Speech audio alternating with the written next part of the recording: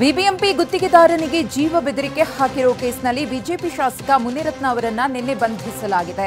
ಮುನಿರತ್ನ ವಿರುದ್ಧ ಅವಾಚ್ಯವಾಗಿ ನಿಂದನೆ, ಜಾತಿ ನಿಂದನೆಯ ಜೊತೆಗೆ ಜೀವ ಬೆದರಿಕೆಯ ಆರೋಪವಿದೆ. ಕೋಲಾರದಲ್ಲಿ ಬಂಧನದ ಬಳಿಕ ಮುನಿರತ್ನರನ್ನ ಬೌರಿಂಗ್ ಆಸ್ಪತ್ರೆಗೆ ಕರೆತಂದು ಮೆಡಿಕಲ್ ಪರೀಕ್ಷೆ ನಡೆಸಲಾಯಿತು. ಮುನ್ನೆಚ್ಚರಿಕೆಯಿಂದ ಬೌರಿಂಗ್ ಆಸ್ಪತ್ರೆ ಬಳಿ ಪೊಲೀಸ್ ಬಂದೋಬಸ್ತನ್ನು ಮಾಡಲಾಗಿತ್ತು. ಶಾಸಕ ಮುನಿರತ್ನ ವಿರುದ್ಧ ದೂರು ನೀಡಿರುವ ಚೆಲುವರಾಜನ ವಿರುದ್ಧ ಕೌಂಟರ್ ಕಂಪ್ಲೇಂಟ್ ನೀಡಲಾಗುತ್ತಿದೆ. ಈ ರಾಜಕೀಯ ಷಡ್ಯಂತ್ರದಲ್ಲಿ ಸತ್ಯಕ್ಕೆ ಜಯ ಸಿಗಲಿದೆ ಅಂತ ಮುನಿರತ್ನ ಪರ ವಕೀಲರು ಹೇಳಿದ್ದಾರೆ. ಮುನಿರತ್ನ ಬಂಧನದ ಬಳಿಕ ವಯಾಲಿಕಾವಲ್ ಪೊಲೀಸರ ಮುಂದೆ ಬೆಂಬಲಿಗರು ಜಮಾಯಿಸಿ ಹೈಡ್ರಾಮಾ ನಡೆಸಿದ್ರು. ಅಯ್ಯಯ್ಯೋ ಅನ್ಯಾಯ ಅಂತ ಮುನಿರತ್ನ ಬೆಂಬಲಿಗರು ಕಿಡಿಕಾರಿದ್ರು. ಬಂಧನಕ್ಕೂ ಮುನ್ನ ಟಿವಿ9 ಜೊತೆ ಮಾತನಾಡಿದ ಮುನಿರತ್ನ, ಆಡಿಯೋ ನನ್ನದಲ್ಲ, ನನ್ನನ್ನು ರಾಜಕೀಯವಾಗಿ ಮುಗಿಸಿ ಆರ್ಆರ್ ನಗರಕ್ಕೆ ಹೊಸ ಎಂಎಲ್ಎ ಮಾಡಬೇಕೆಂದು ಕೆಲವರು ಷಡ್ಯಂತ್ರ ಮಾಡುತ್ತಿದ್ದಾರೆ ಎಂದರು. ಬಿಬಿಎಂಪಿ ಗುತ್ತಿಗೆದಾರ ಚೆಲುವರಾಜುಗೆ ಬೆದರಿಕೆ, ಜಾತಿ ನಿಂದನೆ, ಒಕ್ಕಲಿಗರ ಸಂಘ ಕಿಡಿಕಾರುವಂತೆ ಮಾಡಿದೆ. ಬಿಜೆಪಿ ಶಾಸಕ ಮುನಿರತ್ನ ಆಕ್ಷೇಪಾರ್ಹ ಶಬ್ದ ಬಳಕೆಗೆ ರಾಜ್ಯ ಒಕ್ಕಲಿಗರ ಸಂಘ ಖಂಡಿಸಿದೆ. ತಡರಾತ್ರಿಯೇ ಮುನಿರತ್ನ ಅವರನ್ನ ಕೋಗಿಲು ಮುಖ್ಯ ರಸ್ತೆಯ ನ್ಯಾಯಾಧೀಶ ಸಂತೋಷ್ ಗಜಾನನ ಭಟ್ ಅವರ ನಿವಾಸಕ್ಕೆ ಹಾಜರುಪಡಿಸಲಾಯಿತು. ಜಡ್ಜ್ ಮುನಿರತ್ನರನ್ನ 2 ದಿನಗಳ ಕಾಲ ಪೊಲೀಸ್ ಕಸ್ಟಡಿಗೆ ಒಪ್ಪಿಸಿ ಆದೇಶಿಸಿದ್ರು. ಸಂವಿಧಾನದ ಮಹತ್ವ ಹಾಗೂ ಅರಿವು ಮೂಡಿಸಲು ಅಂತಾರಾಷ್ಟ್ರೀಯ ದಿನಾಚರಣೆ ಹಿನ್ನೆಲೆ ರಾಜ್ಯಾದ್ಯಂತ ಬೃಹತ್ ಮಾನವ ಸರಪಳಿ ನಿರ್ಮಾಣ ಮಾಡಲಾಗಿದೆ. ವಿಧಾನಸೌಧದ ಆವರಣದಲ್ಲಿ ಮಾನವ ಸರಪಳಿ ನಿರ್ಮಾಣವಾಗಿದ್ದು ಸಿಎಂ ಸೇರಿದಂತೆ ಸಚಿವರು ಭಾಗಿಯಾಗಿದ್ದಾರೆ.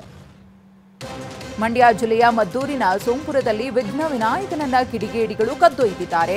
ಗಣಪನಿಲ್ಲದನ್ನ ಕಂಡು ಬೇಸರಗೊಂಡಿರುವ ಜನ ಕಿಡಿಗೇಡಿಗಳಿಗೆ ಹಿಡಿ ಶಾಪ ಹಾಕಿದ್ದಾರೆ.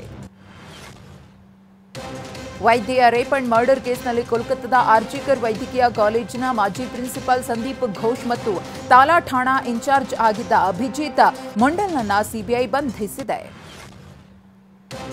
ಸಿಎಂ ಮಮತಾ ಜೊತೆ ಜೂನಿಯರ್ ವೈದ್ಯರು ನಡೆಸಿದ 2ನೇ ಸಭೆ ಕೂಡ ವಿಫಲವಾಗಿದೆ.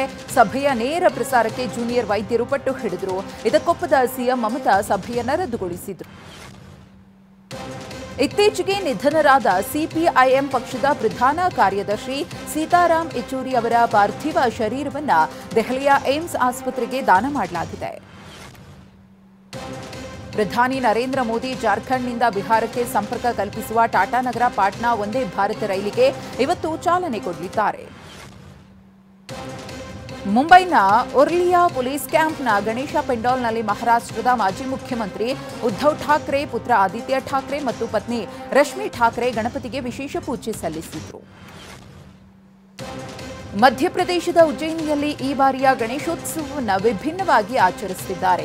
ಇಲ್ಲಿನ ಸರಾಫ್ ಬಜಾರ್ನ ಭಕ್ತರು ಈ ಬಾರಿ ಗಣೇಶ ಪೆಂಡಾಲ್ ಅನ್ನು ಕೇವಲ ಭಾರತೀಯ ರೂಪಾಯಿ ನೋಟುಗಳಿಂದ ಅಲಂಕರಿಸಿದ್ದಾರೆ. Team India champion captain MS Dhoni America ಪ್ರವಾಸದಲ್ಲಿದ್ದಾರೆ. ಅಮೆರಿಕ ಸ್ನೇಹಿತರ ಜೊತೆ ಧೋನಿ ತೆಗೆಸಿಕೊಂಡಿರುವ ಫೋಟೋ ವೈರಲ್ ಆಗಿದೆ.